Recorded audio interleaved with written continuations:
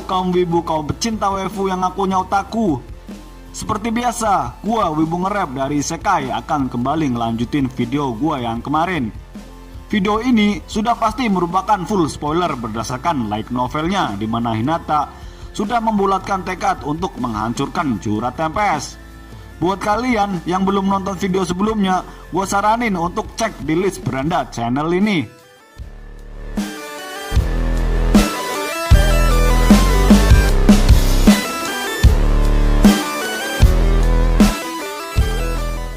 Setelah Hinata membulatkan tekad untuk melenyapkan para monster di hutan Jura di depan 4 dari 7 surgawi, lantas Hinata pergi meninggalkan tempat tersebut.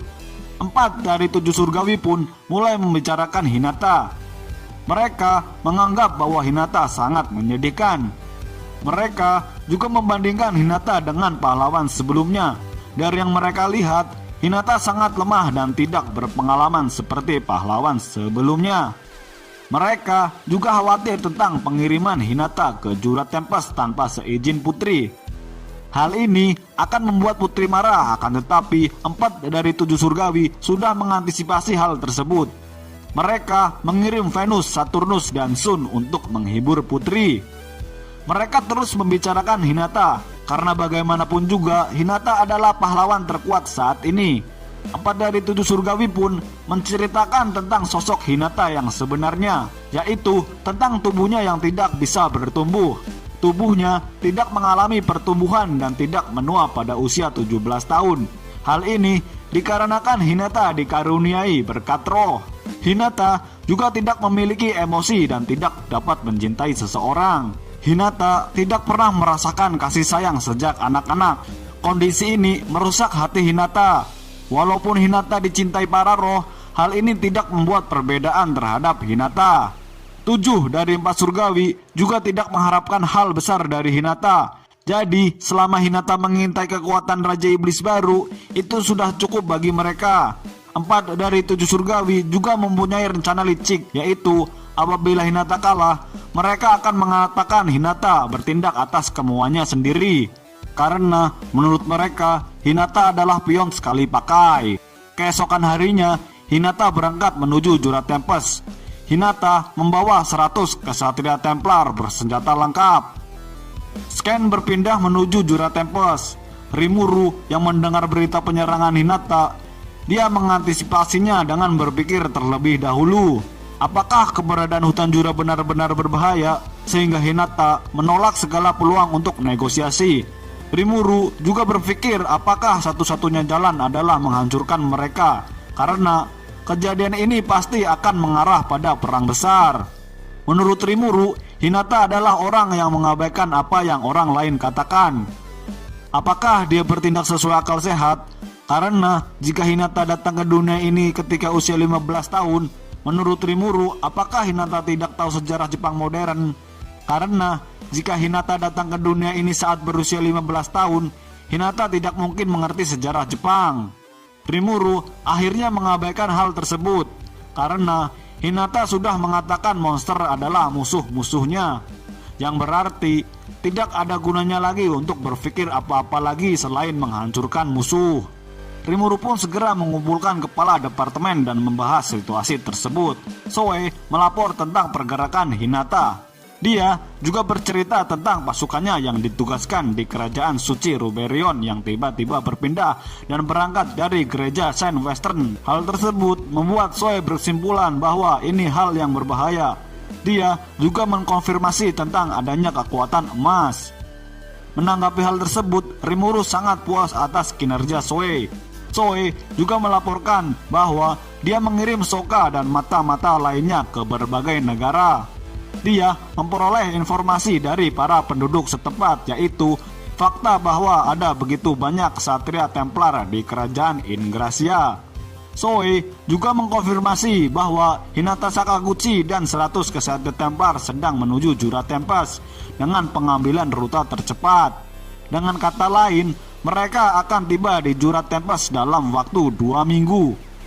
Mendengar hal ini, Rimuru sangat berhati-hati karena mereka adalah 100 ksatria Templar yang berperingkat yang dipimpin oleh Hinata Sakaguchi. Yang dimaksud kehati-hatian dalam hal ini yaitu agar tidak menjadi banyak korban. Rimuru akhirnya meminta pendapat Benimaru. Sebelum menjawab hal tersebut, Gabiru pun mengutarakan niatnya untuk menggunakan divisi Heryu untuk menyerang dari langit. Menanggapi hal tersebut, Benimaru berpendapat bahwa Kesatria Templar memiliki peringkat A. Mereka tidak akan kalah hanya karena serangan dari udara, karena mereka pasti akan menggunakan sihir barir. Benimaru pun lebih menyarankan tugas ini kepada Gerudo. Rimuru pun angkat bicara bahwa dia tidak ingin teman-temannya mati, tetapi tidak bisa dipungkiri musuh kali ini adalah Hinata Sakaguchi. Karena dalam pertarungan terakhirnya, Rimuru bisa selamat dan hanya bisa melarikan diri. Apalagi Hinata saat ini tidak sendirian, dia membawa 100 Kesatria Templar. Rimuru pun mulai berpikir naif, yang berarti mereka adalah wali manusia yang diberkahi arwah. Rimuru juga tidak bisa mengabaikan korban yang diciptakan monster di dunia ini, karena hal itu merupakan tugas para Kesatria Templar yang mencegah korban lebih lanjut. Yang berarti ini merupakan tugas Kesatria Templar sebagai perwujudan dari harapan dari setiap korban. Rimuru juga berencana membicarakan kesalahpahaman ini kepada Hinata Sakaguchi. Menurut Rimuru, pembersihan monster itu adalah tugas para Kesatria Templar di dunia ini. Rimuru juga menyadari bahwa manusia juga pasti banyak kehilangan teman maupun keluarga yang diakibatkan para monster. Tetapi monster tersebut bukanlah dari hutan Jura. Kejadian ini merupakan tanggung jawab Rimuru juga secara tidak langsung. Karena menurut Rimuru, jika semua kesatria dibasmi, siapa yang akan melindungi manusia dari para monster?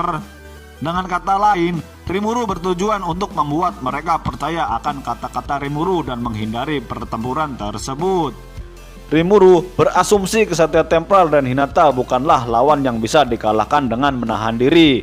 Menurut Rimuru, jika dia bisa menang telak dan menghancurkan semangat bertarung Kesatria Templar, dia bisa meyakinkan tentang niat baiknya dengan pemikiran naifnya, yaitu mengalahkan semua musuh tanpa menimbulkan korban. Rimuru berniat menantang duel 1 lawan 1 dengan Hinata Sakaguchi. Karena itu, strategi pertama Rimuru yaitu menempatkan Gerudo dan pasukannya di selatan Tempest yang akan membentuk garis pertahanan, sehingga tidak ada satupun yang bisa memasuki Tempest.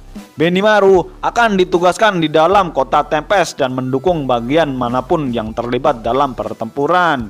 Karena menurut Rimuru, Shion, Gabiru, dan Gupta dengan Goblin Ridernya merupakan kekuatan utama Tempest saat ini. Shion bertugas untuk terlibat langsung dalam pertempuran, karena walaupun Shion kalah dalam pertarungan, Shion itu sosok yang abadi sehingga dia bisa memperlambat para musuh. Gupta dan para Goblin Rider bertugas sebagai pendukung Shion dengan taktik tabrak lari yang bertujuan untuk mengganggu pergerakan para Kesatria Templar. Selanjutnya, Gabiru dengan pasukan Herunya bertugas menyelamatkan pasukan Goblin Rider yang terluka dari udara. Zoe bertugas untuk mengamati pertempuran dari bayang-bayang, sedangkan Diablo dilarang terlibat dalam pertarungan langsung dan mengamati di udara. Karena Rimuru hanya mengizinkan bertarung Diablo jika itu merupakan Kesatria Templar yang kuat. Benimaru hanya berfokus pada pertahanan dengan Gerudo. Karena jika musuh terlalu kuat dan berhasil menembus pertahanan, penduduk Jura akan langsung diungsikan ke permukiman ORC. Walaupun semua rencana telah disusun rapi, Rimuru masih merasa ragu. Rimuru masih mengkhawatirkan apabila Kesatria Templar langsung memusatkan serangan ke jantung kota Tempest. Sebelum itu terjadi, Rimuru meminta pendapat Raphael. Menurut Raphael, Rimuru tidak akan kalah dalam pertarungan ini. Akan tetapi, Rimuru masih mengkhawatirkan hal tersebut. Raphael menyarankan Rimuru untuk membuat semacam signal kepada Diablo dan Benimaru. Karena apabila rencana Rimuru tidak berjalan lancar, Raphael akan segera mengirim signal ke semua bawahan Rimuru untuk segera mengungsi. Rimuru juga mengantisipasi apabila Kesatria Templar membuat penghalang suci berkat Raphael. Raphael menjelaskan syarat untuk meniadakan penghalang suci, yaitu dengan syarat pengorbanan 4 roh tingkat tinggi. Raphael juga menyarankan untuk membuat semacam lubang di dalam penghalang, sehingga membuat terowongan yang langsung mengarah ke kota Tempest. Tentu saja Benimaru yang akan mengantisipasi jika Ksatria Templar melihat hal tersebut. Sekali lagi, dalam pertarungan kali ini, Rimuru tidak menginginkan adanya korban. Oleh sebab itu, Rimuru ingin menghadapi para Ksatria Templar di luar Tempest. Jadi, Rimuru akan memerangi Ksatria Templar di daratan terbuka. Rimuru juga akan memperkuat lubang dengan Demon Steel dan menempatkan Veldora di depan lubang tersebut. Rimuru juga menugaskan Veldora untuk melepaskan aura untuk melawan penghalang suci. Apakah Rimuru akan berhasil dengan strategi naifnya dan membuat kesepakatan dengan Hinata Sakaguchi? Yang pasti, terus pantengin channel ini agar kalian tidak ketinggalan pembahasan selanjutnya. Salam Wibu, salam kaum terisolir, dan salam Isekai.